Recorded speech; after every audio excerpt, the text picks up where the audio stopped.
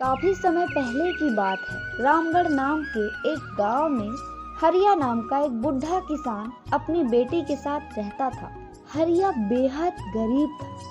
उसके पास खेती लायक जमीन भी बहुत कम थी और जानवरों में सिर्फ एक बुढ़ी सी भैंस थी जिसे वह लाली कहकर पुकारता था।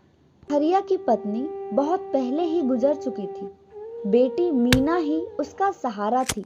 मीना बहुत ही समझदार, निडर और चतुर लड़की थी। बचपन से ही उसने अपने पिता को संघर्ष करते देखा था, इसलिए वह हर बात को ध्यान से समझती और खुद को या अपने पिता को किसी को धोखा देने नहीं देती। एक दिन हरिया ने खेत की थोड़ी उपज और कुछ सूखी लकड़ियां भैंस के पीठ पर लादी और मीना से कहा, बिटिया, आज मैं बाजार जा रहा हूँ। देखो कुछ बिक जाए तो तेरे लिए चूड़ी बिंदी ले आऊं। बापू, कुछ भी लाओ, लेकिन सावधान रहना। बाजार में हर कोई ईमानदार नहीं होता। कई लोग भोले भाले को ठग लेते हैं। हरिया मुस्कुराया और बोला, बिल्कुल बेटी, तेरी बात गांठ बांध ली है। हरिया लाली को लेकर बाजार की ओर निकल पड़ा।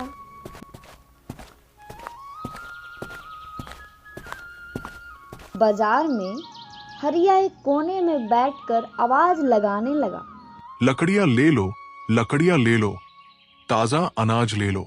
थोड़ी देर बाद गांव का सबसे धूर्त साहूकार सेठ जगतराम वहां से गुजरा। जगतराम लोगों को फंसाकर सस्ते दामों में सामान हथियाने में उसको बहुत ही मजा आता था। उसने हरिया को देखा और मन में सोचा, ये बूढ़ा तो एकदम मूर्ख लगता है, इसे तो घुमा ही सकता हूँ। वो हरिया के पास गया और बोला, बाबा, ये सारी लकड़ियां कितने में दोगे? हुजूर, बस 4 चांदी के सिक्के दे दीजिए। 4 सिक्के? बहुत महंगा सौदा है। चलो 2 सिक्के देता हूँ, लेकिन एक शर्त है। क्या शर्त है हुजूर? सौदा उसी हालत में होगा जिसमें लकड़ियां हैं। ठीक वैसे ही मुझे सब कुछ चाहिए। ठीक है, जैसा आप कहें। सेठ ने सिक्के दे दिए और बोला, अब लाली को मेरे साथ ले चलो। हरिया चौंका। भला भैंस क्यों हुजूर? सेठ हंसते हुए बोला, अरे बाबा, तुमने ही तो कहा था लकड़ियां उसी हालत में बेचोगे जिस हालत में वे होंगे। लकड़ियां भैंस पर लदी थी, इसलिए अब भैंस भी मेरी है। हरिया गिड़गिड़ाने लगा और बोला, नहीं हुजूर, रहम करो मुझ गरीब पर।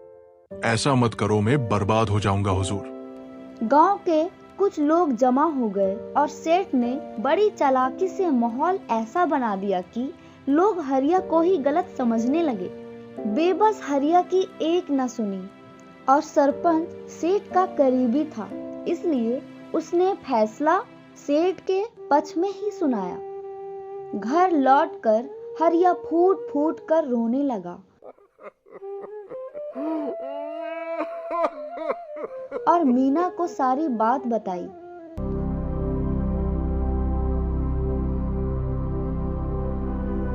मीना बोली, बापू, आप चिंता मत करो, सब ठीक हो जाएगा। अब बात मेरी है। कल बाजार में जाऊंगी और उस सेठ को ऐसा सबक सिखाऊंगी कि याद रखेगा। अगले दिन मीना ने कुछ नई लकड़ियां एक गधे पर लादी और बाजार की ओर चल दी। उसकी चालाकी और आत्मविश्वास चेहरे पर साफ झलक रहा था। जैसे ही वह बाजार पहुंची, वह आवाज लगाने लगी, सस्ती सस्ती लकड़ियां ले लो, एकदम सूखी और ताजी। सेठ जगतराम की नजर मीना पर पड़ी और वह मुस्कुराया। सेठ सोचता है, लगता है हरिया की बेटी है, आज इसका गधा भी मेरा हो जाएगा। वह पास आया और बोला, सुनो लड़की, लकड़ियां बेच रही हो? क्या भाव दिया? 4 चांदी के सिक्के हुजूर। बहुत महंगा है, चलो 2 में दे दो, लेकिन एक शर्त पर। बोलिए हुजूर, क्या शर्त? सौदा उसी हालत में होगा जिसमें लकड़ियां है। मंजूर है, लेकिन मेरी भी एक शर्त है। क्या? आप भी मुझे पैसे उसी हालत में देंगे जिस हालत में वे होंगे। सेठ मन में सोचता है। पैसे की हालत से क्या फर्क पड़ेगा? ठीक है, ये तो और भी आसान हो गया। ठीक है, मंजूर है। चलो मेरे साथ लकड़ियां लेकर। जैसा हुक्म हुजूर।